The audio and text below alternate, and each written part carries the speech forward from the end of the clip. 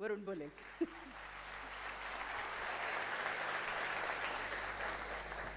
हाँ, I am sorry, मैं रो दिया थोड़ा। मैं सर और ताई को बिल्कुल भी थैंक्स बोलने वाला नहीं हूँ, क्योंकि अगर थैंक्स बोल के किसी का 1% भी कर्जा कम होता है तो मुझे नहीं करना है।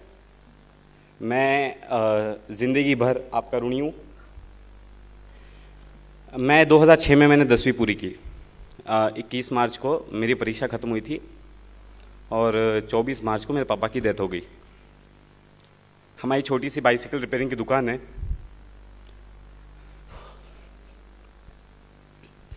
तो पापा के जाने के बाद एक निर्णय लिया कि घर के सब प्रेशर डालने लगे कि अभी घर का किसी को तो का ध्यान देना पड़ेगा। तो मैंने डिसीजन ले लिया, यार अभी पढ़ाई छोड़ देंगे, क्या करना है। 10वीं कर ही ली थी, दुकान रिपेयरिंग की है, बट एक समय पर मेरे पापा बहुत बड़े सप्लायर थे, होलसेलर। चोरी वोरी हो गई थी तो फिर बाद में धंधा कम हो गया। सो एक डिसीजन लिया कि अभी पापा के धंधे को वापस रिवाइव करेंगे, पूरी तरह से डेडिकेटेड काम करेंगे। और पढ़ाई छोड़ने का पूरा मन बना के मैं धंधे में आ गया। 1-1.5 महीना मैंने फुल तरीके से बिज़नेस बढ़ाने के लिए पूरा प्लान वगैरह कर लिया था। उसके बाद फिर रिज़ल्ट आया 10th का, तब मैं अपने स्कूल में टॉपर था।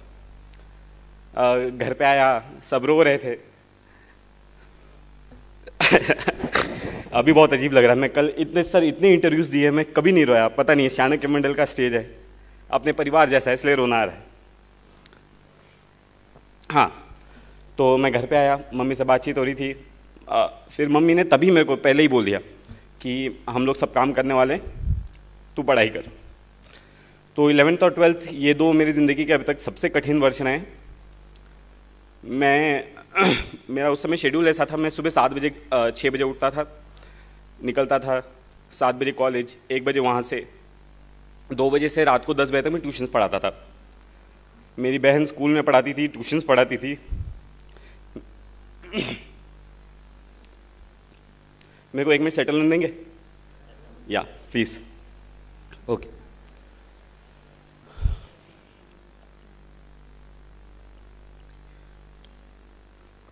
मुझे यूजुअली रोना नहीं आता है सब बताते हुए, मैं बहुत प्राउड हूँ ये सब चीज़ के लिए। लेकिन गॉड नोज़ क्यों हो रहा है। ओके, सो मैंने फिर मैं सुबह 7 बजे से 1 बजे तक कॉलेज में रहता था, आता था 2 बजे से रात को 10 बजे तक ट्यूशन पढ़ाता था। 10 बजे रात को दुकान पे जाके हिसाब किताब करके दुकान बंद करके वापस घर पे आते थे। फिर रात को पढ़ाई, वही 12-1 बजे तक सोना, जैसे अभी शेड्यूल है वैसे तभी भी था। तो मेरी मम्मी उस समय दुकान चलाती थी। मेरी बड़ी बहन है मुझसे एक, वो स्कूल में पढ़ाती थी, ट्यूशन्स पढ़ाती थी। तो मेरा 11th-12th जो है पूरा इसी तरह से गया हुआ है। तो मुझे अभी मैं एक प्रसंग बताना चाहता हूँ। मैं 10th स्टैंडर्ड का रिज़ल्ट लगा था और मुझे एडमिशन लेने के लिए वो अभी डोनेशन लगता है ना, तो 10,000 रुपये, हमारे यहाँ एक ही कॉलेज है अच्छा जहाँ पे पढ़ाया जा सकता है। सो वहाँ पे 10,000 रुपये डोनेशन था, भरना था, पैसे नहीं थे। तो ऐसा मैं और मम्मी ऐसे दुकान पे बाहर बैठ के ऐसे चर्चा कर रहे थे। मैं बोला मम्मी को, मम्मी जाने दो, क्या करना है। मेरा मन वैसे भी बन चुका था, मेरे को दुकान करना है ना। सो मैं बोला मम्मी जाने दो, क्या करना है पढ़ाई करके, मैं 1 साल रुकता हूँ, अगले साल वापस से देखा जाएगा कुछ होगा क्या। और मम्मी वैसे मायूस बैठी थी। तो मेरी पापा का जो ट्रीटमेंट करते थे वो डॉक्टर में दुकान के सामने से जा रहे थे, वो अपने बच्चे का एडमिशन करवाने के लिए आए थे। और वो मुझे देख के रुके, वहाँ पे रुके, उन्हें पूछा क्या चल रहा है। तो मैंने पूरा बताया कि सर ऐसा ऐसा है, मैंने सोचा है मैं पढ़ाई नहीं करूँगा, है ना। तो उन्होंने अपनी जेब से तुरंत 10,000 रुपये निकाल के दिया, बोला ये लो, जाओ एडमिशन करवा के आओ। सेकेंड लिस्ट लगने को आधा घंटा बाकी था, तब मैं वहाँ पहुँचा, है ना। और बहुत रिक्वेस्ट की, लिस्ट बन चुकी थी सेकेंड लिस्ट, है ना। बहुत रिक्वेस्ट की, ऐसा करके मेरा 11th-12th का एडमिशन हुआ। एडमिशन तो हो गया, 600 रुपये महीना फ़ीस है, क्या किया जाए।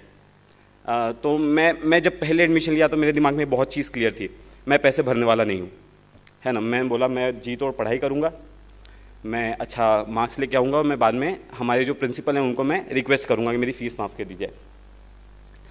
पहले ही महीने में मैं क्लास में, अभी भी जो लोग जानते हैं मेरी आवाज़ थोड़ी अच्छी है, मैं एक भी क्वेश्चन पूछ लो तो सब थोड़ी आवाज़ मजबूत लगती है ना। तो सारे टीचर्स इम्प्रेस हो गए और सबको पता चल गया था कि मेरे घर पे ऐसी सिचुएशन है।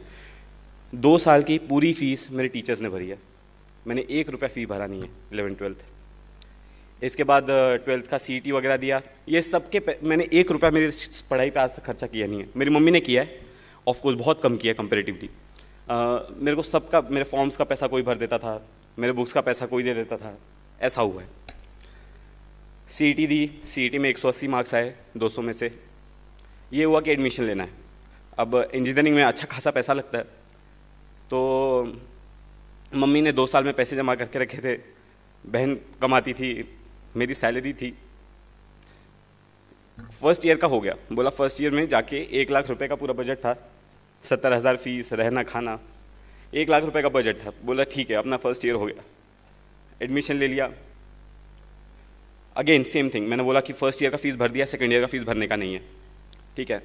फर्स्ट ईयर में जब देखो ये अब मैं यहाँ पे अब ठीक है, अब मैं मेरे फॉर्म में आ गया, ओके। अभी यूपीएससी में जब हम प्रिपरेशन करने आते हैं तो सबसे पहले हमको बताया जाता है कि चीज़ें बहुत डिफिकल्ट है ना। अभी जैसे भैया ने बोला कि वरुण जितना बोलता है उतना ईजी पेपर भी नहीं है ना। अब मैं बताता हूँ इसका रीज़न क्या है। देखो आप जब भी प्रिपरेशन शुरू करते हैं तो हम बहुत सारे लोगों से जाते हैं बात करने के लिए, ठीक है।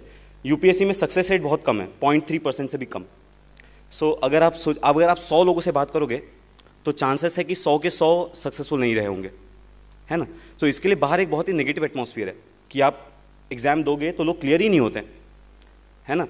तो इसके लिए आपको लगता है कि कितना भी पढ़ लो आप क्लियर नहीं होगे, इसलिए आपको लगता है बहुत पढ़ना पड़ता है, इसलिए आपको लगता है कि यार बहुत डिफिकल्ट है।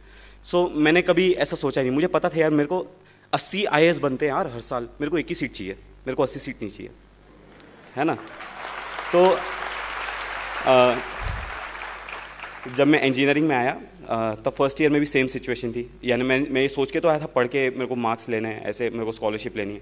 फर्स्ट ईयर में आया, सबने डराने लगे यार इंजीनियरिंग में तो बैकलॉग लगता ही है ना। बिना बैकलॉग के अगर तू पास हो गया तो इंजीनियरिंग की ही नहीं है, ठीक है।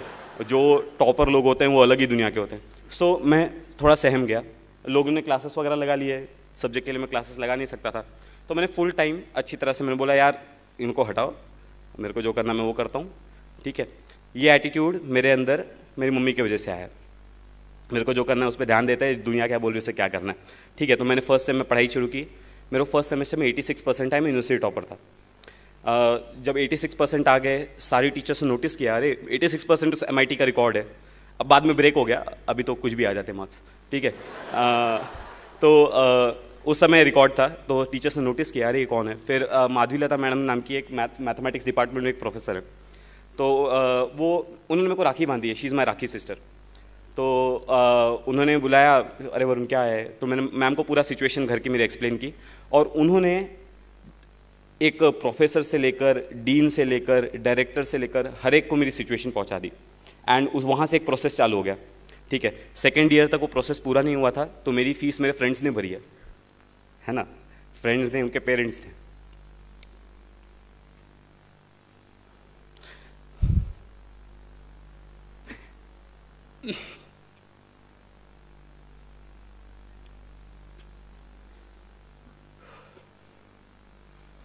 मेरा एक फ्रेंड शायद यहीं बैठा है, भी आया है, मैसेज आया था।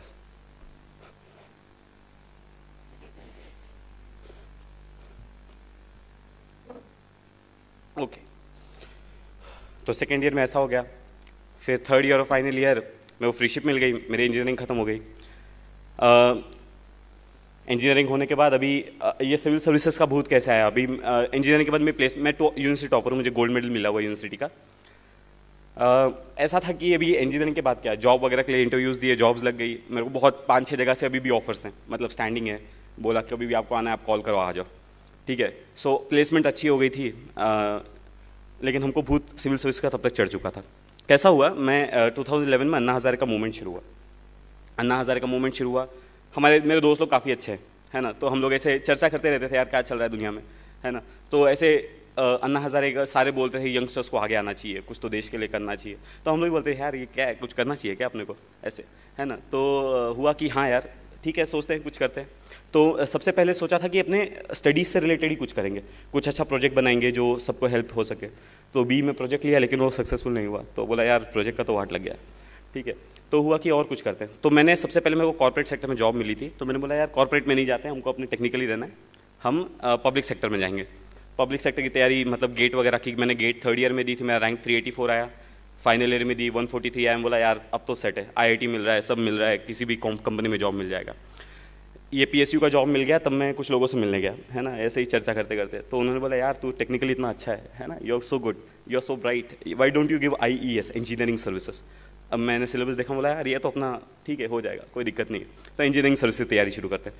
तो अभी तक मेरी ग्रेजुएशन कंप्लीट हो गई थी, ठीक है, मैंने गेट दे दी थी और I was about to take admission. तो मैंने बोला यार इंजीनियरिंग सर्विसेज करते हैं, पीएसयू छोड़। तो मैंने पीएसयू को नहीं लिया, मैंने इंजीनियरिंग सर्विस की तैयारी शुरू की। 3-4 महीना मैंने वो किया, ठीक है, 3-4 महीना वो किया। तब लोगों से बातचीत चालू ही रहती है, आप वैक्यूम में जाके पढ़ाई नहीं शुरू करते, है ना। सो आप लोगों से बातचीत करते, तो किसी ने मेरे को सजेस्ट किया, यार तू इतना ब्राइट है ना, तू इंजीनियरिंग सर्विसेज क्यों कर रहा है, तू सिविल सर्विसेज देख, है ना, वो तो और बड़ी पोजीशन है। तो मैंने बोला हाँ यार ये भी सही है ना। तो सिविल सर्विसेज का देखते हैं क्या है। तो पहले तो उठाया हिस्ट्री ज्योग्राफी, कुछ नहीं समझा। मैं बोला यार ये तो सर का दर्द है ना। तो उसके बाद मैंने बोला करेंगे। तो मैं एक जन से मिलने गया था। अब मैं यहाँ पे दूसरा रीज़न बताता हूँ हम क्यों पीछे रह जाते हैं। मैं एक जन से मिलने गया था, वो बोल रहे थे कि यार यूपीएससी में जो पास होते हैं ना, ये तो 30 मार्क खान होते हैं, है ना, मतलब ये। तो देखो जब आप खुद को सब स्टैंडर्ड समझने लगते हो कि यार वो 30 मार्क खाने में सब स्टैंडर्ड हूँ, है ना, एक्स्ट्रा ऑर्डिनरी और सब स्टैंडर्ड में कभी कंपटीशन नहीं होता, ठीक है। अगर आप खुद को सब स्टैंडर्ड मान लिए हैं तो आप कभी एक्स्ट्रा ऑर्डिनरी से कम्पीट ही नहीं कर सकते, है ना। तो मैं जब उनसे मिलने गया था तो मैंने उनको बोला था कि वो होगा 30 मार्क खान, मैं भी 30 मार्क खान हूँ, ठीक है। तो हम दोनों, तो आपका जो हमारे यहाँ बाहर का एटीट्यूड होता है ना, अभी मेरे को 2-3 दिन से इंटरव्यूज़ लेने जो आ रहे हैं ना, वो पूछते हैं कि आपका बैकग्राउंड है, हाँ आप तो बहुत ब्राइट हो, लेकिन जो 50-60s वाले हैं उनका क्या, है ना। तो मैं उनको बोलता हूँ 50-60s वाले अगर खुद को 50-60s वाले और हमको ब्राइट समझने लगेंगे तो हमसे कम्पीट ही नहीं कर पाएंगे, ठीक है। तो 50-60s वाले हैं वो, उनकी एग्जाम के लिए 50-60s वाले, सिविल सर्विसेज के लिए सब इक्वल्स हैं, ठीक है। अगर ऐसे एटीट्यूड से, अगर आपके अंदर भी अभी कोई ऐसा बैठा होगा जिसको अभी लग रहा होगा यार वरुण सामने बैठा है, ये बहुत ब्राइट है, यूनिवर्सिटी टॉपर है, इसके लिए सेलेक्ट हो गया, तो अगर आप ऐसे एटीट्यूड से भी यहाँ बैठे हैं तो आप शायद स्टेज पर कभी नहीं आ पाएंगे, ठीक है। तो आप पहले ये एटीट्यूड छोड़िए, जो पास होते हैं वो बहुत भारी है। तो मैं ये सेम एटीट्यूड सिविल सर्विसेज के लिए भी था। जो लोग मेरे को बोलते थे बहुत भारी है, तो मैं बोला यार ठीक है अपन से भी हो जाएगा। तो अभी सिविल सर्विसेज का डिसीजन लिया, ये तब दिसंबर का टाइम आ गया था, दिसंबर 2012, ठीक है। अब मेरी ज्वाइनिंग जनवरी में थी। मम्मी, घर का फाइनेंशियल कंडीशन ठीक नहीं था, तो मम्मी बोल रही थी यार अब तो जॉब करना है, अब मैं थक गई हूँ, मेरे को पैसे चाहिए अभी, और मेरे को सिविल सर्विसेज का भूत चढ़ा था। तब मैं 10-15 दिन मेरी मम्मी मेरे से बहुत नाराज़ थी, बोलती नहीं थी, बातचीत हमारी होती थी, लेकिन आपको समझता है राइट, मम्मी और बेटे का एक कनेक्शन होता है, आपको समझने लगता है कि आपकी मम्मी आपसे नाराज़ है। लेकिन तब तक मेरी ज्वाइनिंग की डेट जा चुकी थी, मम्मी भी कुछ कर नहीं सकती थी, तो मम्मी ने भी फिर मेरे को सपोर्ट किया। बाद में मेरी मम्मी ने मेरे को फुल सपोर्ट किया किसी भी तरीके से। अब आ गया जनवरी का टाइम। जनवरी 2013 मैंने डिसीजन लिया कि मुझे सिविल सर्विसेज करना है। जनवरी 2013 मैंने प्रिपरेशन शुरू की। मई 2013 में मैंने डिसाइड किया कि मेरे को प्रीलिम्स देनी है। मेरे पास 4 ही महीने थे प्रिपेयर करने के लिए, तब तक मैंने कुछ नहीं पढ़ा था, ठीक है। 4 महीने में पढ़ाई कैसे करनी है मैं लेक्चर्स में बहुत बार डिस्कस करता हूँ, मैं अभी उस पर 2-2 घंटे के लेक्चर्स लेता हूँ उस पर, ठीक है। तो 4 महीने में मैंने न्यूज़पेपर्स पे बहुत ज़्यादा फोकस किया, कुछ सब्जेक्ट सेलेक्ट किए, प्रायोरिटाइज़ किया, सारे सब्जेक्ट्स नहीं किए। मैंने एंशिएंट हिस्ट्री, मिडिवल हिस्ट्री आज तक नहीं पढ़ी है, ठीक है। और मुझे अभी भी कुछ क्वेश्चंस पूछ लेता हूँ, वहाँ से कभी कभी चला जाता हूँ, यार नहीं अपनी बस की बात नहीं है। तो मैंने बहुत सेलेक्टेड स्टडी की, बहुत फोकस स्टडी की। 4 महीने में मैंने प्रीलिम्स दी। अब प्रीलिम्स देने के बाद एक फीलिंग आ जाती है, यार अपना प्रीलिम्स क्लियर हो रहा है, ठीक है। सो मैं एग्जाम हॉल के बाहर निकला तो अरे वो फीलिंग थी, अरे यार अपना प्रीलिम्स क्लियर हो जा रहा है, अब मेंस की तैयारी करना शुरू करना है। ओके ठीक है, मेंस की तैयारी शुरू। अब मेंस के लिए ऑप्शनल सेलेक्ट करना है। अब ऑप्शनल मैं लोगों से पहले बात की थी तो बोला था ज्योग्राफी ऑप्शनल अच्छा है, पबैड अच्छा है, बहुत लोग लेते हैं। तो मैंने ज्योग्राफी की पढ़ाई शुरू की। ज्योग्राफी पढ़ा, वो सविंद्र सिंह उठाया, अरे यार ये क्या बोल रहा है, 2 चैप्टर्स हुए, 2 चैप्टर्स इतने ज़्यादा हो गए कि कुछ समझ नहीं रहा था। मैं बोला यार ज्योग्राफी अपने बस की बात नहीं है, हटाओ। पबैड उठाया, वो थिंकर्स की लिस्ट, अरे बाप रे सर दुखने लगा, तो पबैड हटाया। उसके बाद मैंने एंथ्रो उठाया, वो हटाया, साइकोलॉजी उठाया, वो हटाया। अब इसमें जो है अब तक प्रीलिम्स का रिजल्ट आ गया था, मेरा ऑप्शनल फाइनल नहीं हुआ था। अब ऐसी हालत में क्या किया जाए, मैं चिन्मय भैया के पास गया, अरे चिन्मय भैया ये क्या हो गया है ना, मेरे को समझ में नहीं आ रहा मैं क्या करूँ। तो चिन्मय भैया ने बोला एक काम कर, तो अब तू पोल साइंस पढ़ के देख, ठीक है। तो मैंने पोल साइंस की शुभ्रा रंजन की बुक है, मैंने वो उठाई और वो काफ़ी सिंपल लैंग्वेज में लिखी है, तो मैं वो पढ़ा। मैं बोला हाँ यार ये जम रहा है अपने को। लेकिन तब तक मेरा तो अभी भी फाइनल नहीं हुआ था, मेंस के फॉर्म भरने का मौका आ गया था, है ना। अब मैं डिटेल एप्लीकेशन फॉर्म भर रहा था, तब मैं सारी बुक सामने लेके बैठा था, ज्योग्राफी की, हिस्ट्री की, है ना, और मैं सोच रहा था मैं ऑप्शनल कौन सा भरूँ, ठीक है। सो फाइनली मैंने वहाँ पे पोल साइंस डाला और उसके बाद मैंने पोल साइंस लिया, बोला अब ये सब साइड हटाएगा, मेरा ऑप्शनल पोल साइंस है, ठीक है। तो ऐसे करने के बाद मैंने पोल साइंस की प्रिपरेशन शुरू की। दिसंबर में मेंस थी। मेंस में मेरा GS1 GS2 का पेपर बहुत ख़राब गया था। मतलब मैं ऋषिकेश भैया मेरे साथ ही थे, है ना। और GS1 का पेपर निकलने के बाद मैं डिप्रेस था, मैं खाना नहीं खाया था, वो ब्रेक होता है बीच में 2 घंटा। मैं बोल रहा था भैया मैंने 125 का अटेम्प्ट किया है 250 में से, वो बाद में ज़्यादा था, मैंने उस समय मिस कैलकुलेट किया था। हाँ ठीक है, तो भैया मैंने इतना कम अटेम्प्ट किया है। हाँ, तो मैं एकदम प्रेशर में था, लेकिन अटेम्प्ट कम ही है। तो मुझे ऐसा लगता है मेरा रीज़न क्या है सेलेक्ट होने का, मेरा अटेम्प्ट बहुत कम है। मैंने मेरे आंसर्स को हमेशा ओरिजिनल रखा है। मैं 10th स्टैंडर्ड से 11th स्टैंडर्ड से मैंने कभी डाइजेस्ट फॉलो नहीं किया कोई, मैं अपने आंसर्स खुद बनाता हूँ। मैं नोट्स मेकिंग का मैं सबको एडवाइस देता हूँ कि नोट्स बनाने चाहिए, 4 फ़ायदे हैं वगैरह वगैरह। नोट्स मेकिंग के 4 फ़ायदे, पहला है फ्यूचर में आपको रिवीजन के लिए एक डॉक्यूमेंट रेडी होता है। दूसरा, अगर आपके ग्रामेटिकल मिस्टेक्स बहुत ज़्यादा होते हैं तो आप फ्यूचर में रिवीजन करते टाइम आपको समझने लगते हैं कि यार मेरी मिस्टेक यहाँ हो रही है, मेरी मिस्टेक यहाँ हो रही है, आप सेल्फ करेक्शन करते हो। तीसरा फ़ायदा है, आपको जब नोट्स निकलने के लिए नोट्स के साथ न्यूज़पेपर पढ़ने के लिए 4 घंटे लगेंगे तो आप सोचोगे यार टाइम को कैसे रिड्यूस किया जाए। ठीक है, टाइम को रिड्यूस करने के लिए आप बहुत फास्ट लिखने लगते हो, आपकी राइटिंग स्पीड ऑटोमेटिकली सबकॉन्शियसली बढ़ने लगती है। ठीक है, सबकॉन्शियसली स्पीड बढ़ जाती है, एग्जाम में उसका डायरेक्ट बेनिफिट होता है। उसके बाद जब आप 1 महीने तक नोट्स निकालते रहोगे ना, तो आपको चीज़ें समझने लगती है, यार ये चीज़ें इतनी बार रिपीट हो रही है ना कि इंपॉर्टेंट हो ही नहीं सकती। ठीक है, तो आपको समझने लगता है कौन सी न्यूज़ इंपॉर्टेंट है, कौन सी न्यूज़ इंपॉर्टेंट नहीं है, तो आपको किस सेक्शन को एलिमिनेट करना है ये समझ जाता है।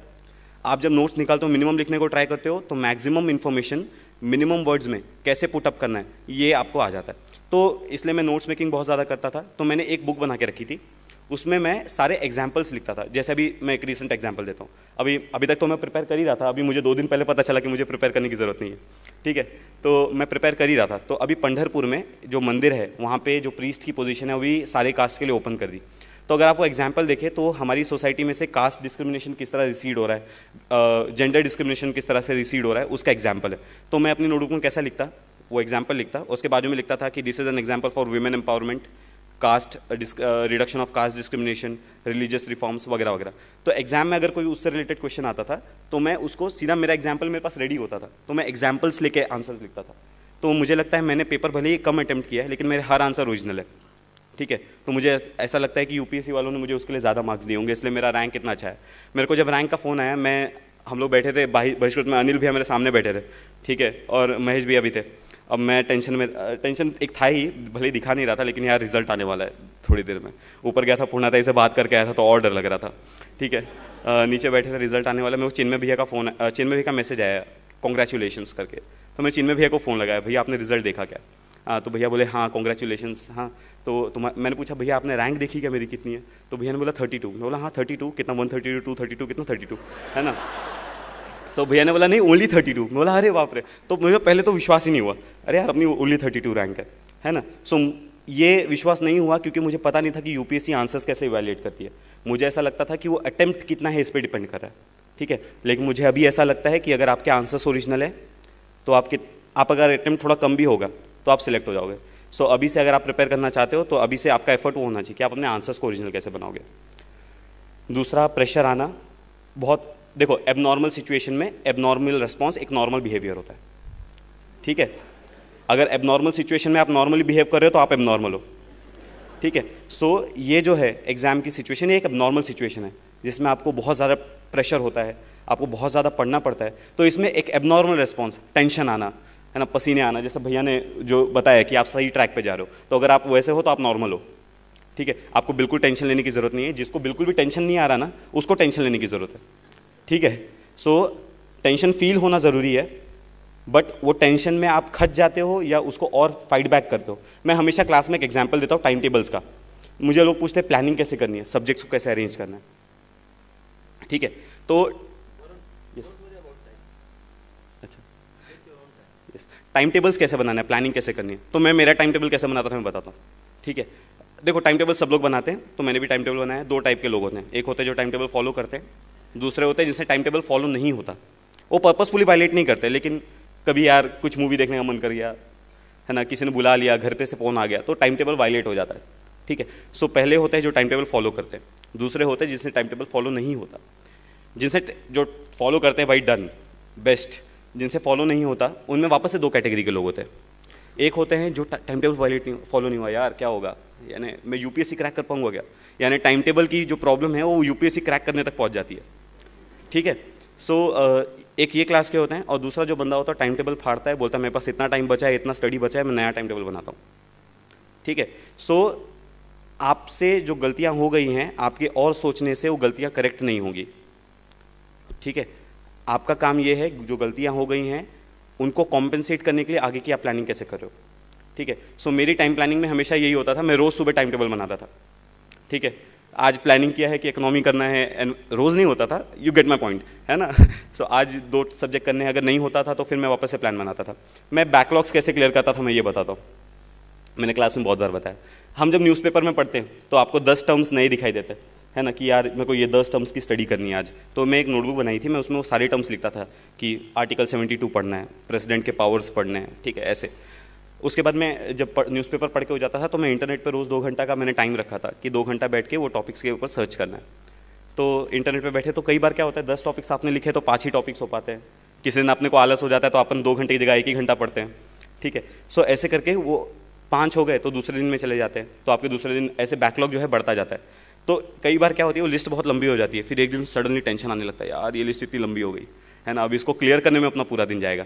तो जब ऐसा होता था तब मैं उसके नीचे एक लाइन ड्रॉ करता था और बोलता था आज से नया लिस्ट चालू करेंगे, ठीक है। सो अभी जो गलतियां हो गई हैं, ठीक है, उनको करेक्ट करना चाहिए।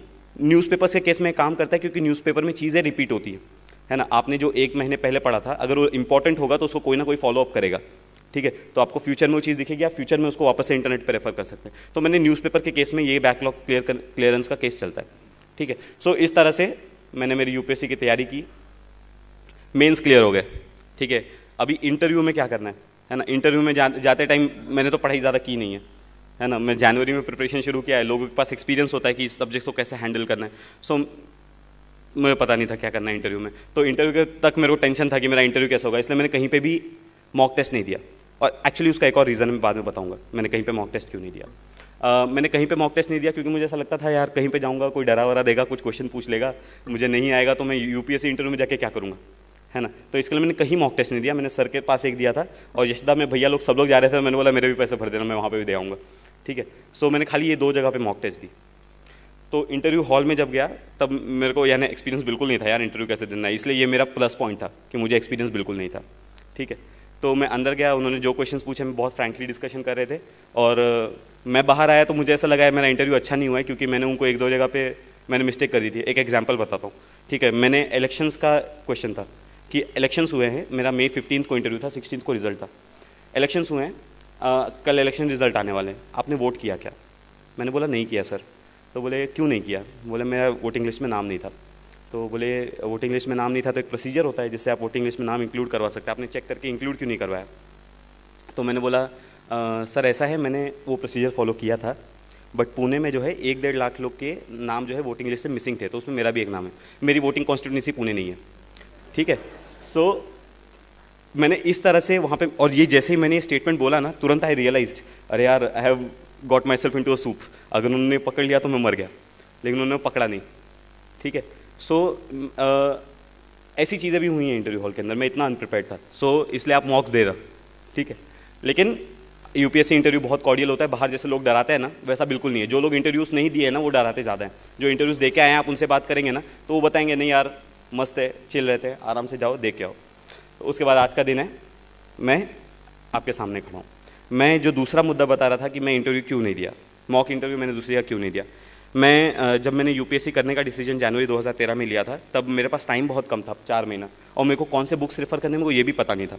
तो मैं उस समय था कि यार कोचिंग तो लेना है। तो भूषण नाम का मेरा एक रूममेट है, भूषण कांबड़े, तो उसने बोला यार मैं चाणक्य में लगाया है, वेरी गुड कोचिंग क्लासेस है तो तू आके बात कर ले। लेकिन मैंने बोला यार फ़ीस का माजरा है, मम्मी उस समय मेरी नाराज़ थी कि मैं जॉब नहीं कर रहा, मैं फ़ीस के लिए बोलूँगा तो मैं मार ही देगी मुझे, है ना। तो मैं बोला यार फ़ीस का तो प्रॉब्लम है, क्या किया जाए। तो मेरे को रूपाली ताई से मिलाने आया, ठीक है। और रूपाली ताई मेरे ख्याल से she was the first person जिनको मैं मिला था चाणक्य मंडल में, और इतनी फ्रेंडली थी कि मुझे लगा यार बस अब यहीं आना है, ठीक है। इतना अच्छे से मेरे से बातचीत की थी। मैंने एप्लीकेशन सबमिट किया, वो सर तक गया, ताई तक गया, मेरा एप्लीकेशन फर्स्ट बार में अप्रूव हो गया था। मैंने 5,000 रुपये भरे, अभ्यास महोत्सव का खर्चा था, मतलब मैंने क्लासेस का एक्चुअली कुछ नहीं भरा है। मैंने बिना कुछ पैसे भरे मैंने प्रीलिम्स का कोर्स किया, मैंने मेंस का कोर्स किया, मैंने इंटरव्यू का कोर्स किया, और उसके बाद जब इंटरव्यू मॉक देने का बात आया ना, मैं बोला यार मैं अभी मॉक देने जाऊँगा, ये क्लासेस वाले बाद में अपने पोस्टर निकालेंगे अपनी एडवर्टाइजमेंट से, उसमें मेरा नाम डाल देंगे कि ये बंदे ने यहाँ पे कोचिंग ली है। सर ने ताई ने बिना पैसे लिए मुझ पर एक साल तक मेहनत की है और एंड में क्रेडिट कोई और ले जाएगा। तो इसलिए मैंने कॉन्शियसली डिसीजन लिया कि मैं कहीं पे मौका नहीं दूंगा, जो होगा देखा जाएगा। ठीक है। मैं जब इंटरव्यू से पहले सर से मिलने गया था, तब सर ने पूछा दिल्ली में जाके इंटरव्यू देने वाले हो क्या? तो मैंने उस समय सर को ना बोल दिया था, ये बोल के कि सर मुझे इच्छा नहीं हो रही। लेकिन मेरा एक्चुअल रीज़न ये था, मैं बोला दिल्ली वाले क्यों क्रेडिट ले जाए, मैं पुणे में कोर्स किया। ठीक है। तो ये मेरी जर्नी की पूरी स्टोरी है।